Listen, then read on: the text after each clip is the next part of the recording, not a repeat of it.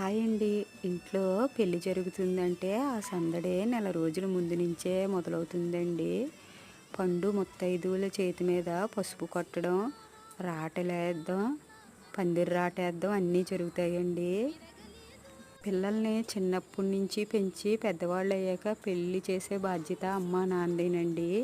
పెళ్ళికొచ్చే అతిథుల్ని చూసుకునే బాధ్యత అమ్మదైతే బయట పనులన్నీ నాన్నదండి.